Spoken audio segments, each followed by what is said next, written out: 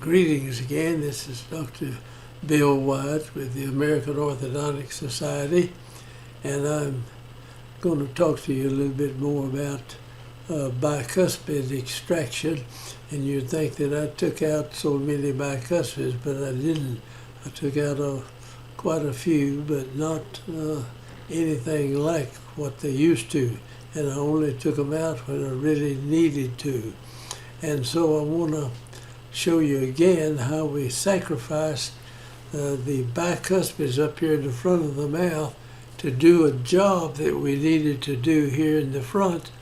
And this gave me room in bringing the posterior teeth forward. I didn't need much of the room up here, and I kept the wisdom teeth, or the 8's, in this case.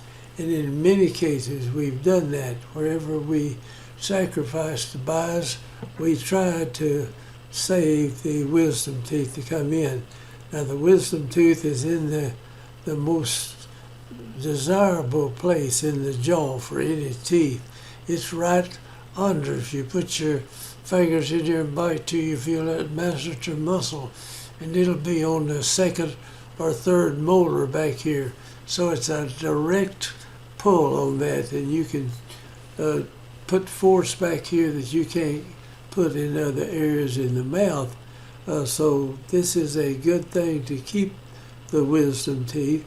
So anyway, let's show this young lady that we did this on, and we let me see if we can get this thing going.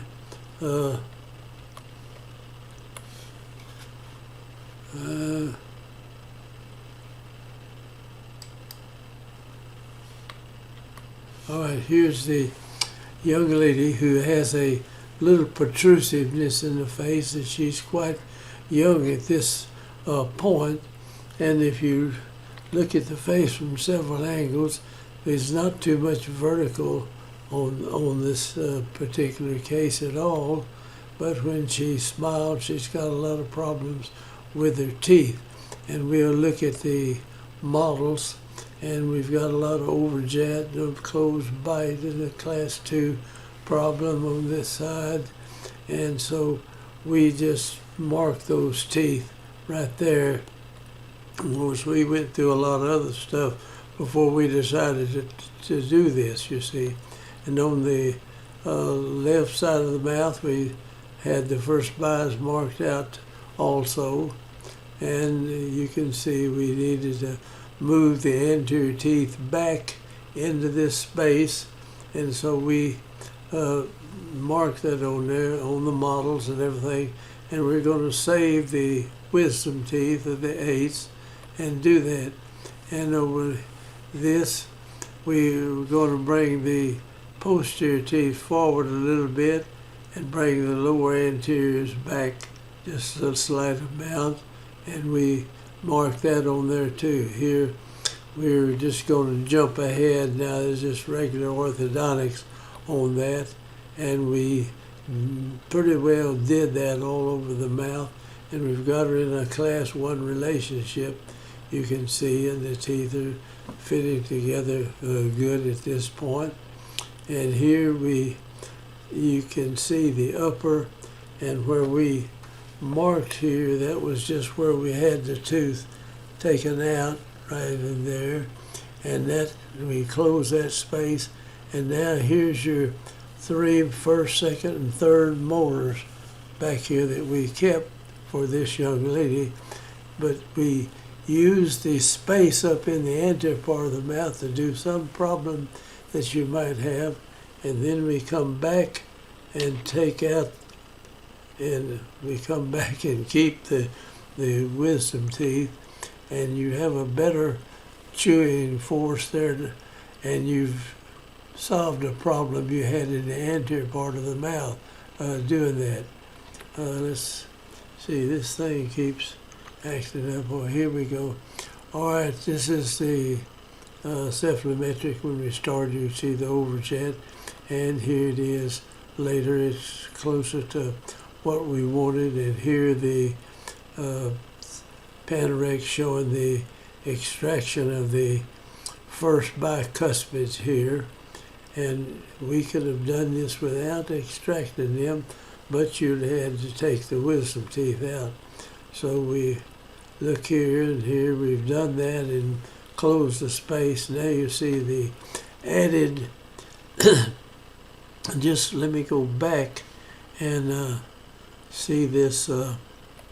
You see where the wisdom teeth are down underneath the tissue behind the second molar now, and the second molars come on in. This is in 78, and here it is in 81. The second molar is right up against the first molar, and we've got a gap between the wisdom teeth and the second molar on the lower, and the upper will come in there too. And now we'll take another Panorex somewhere. This is 1983. The space is still there, and the teeth are erupting into that. And so I got this young lady back in 1986, and there it is. You've got a good chewing surface on both sides of the mouth, and you sacrifice the bicuspids to help bring that about, and that is a worthwhile thing to do. So anyway, I just wanted to go through some of these. Every time we took out the bicuspids for the first or second, we tried to save the wisdom teeth if there was room enough there, unless we wanted to lower the vertical a lot. Sometimes we would sacrifice the wisdom tooth to help bring that down. Okay, here's her face after we finish. You can see we got a straight facial profile, very attractive young lady, and she's got a nice smile with a little bit of gum tissue showing there, and the profile is good. And so this is what I would say a successful case, and we use the wisdom teeth and we sacrifice the bicuspid. So that's just something that you might think of doing in any of your cases, your diagnosis, as you go in there. We thank you for watching. I hope you'll join our group and subscribe to our channel. Glad to have you, and would like to see you back again sometime, and we'll try to come up with some other interesting cases that we do in orthodontics.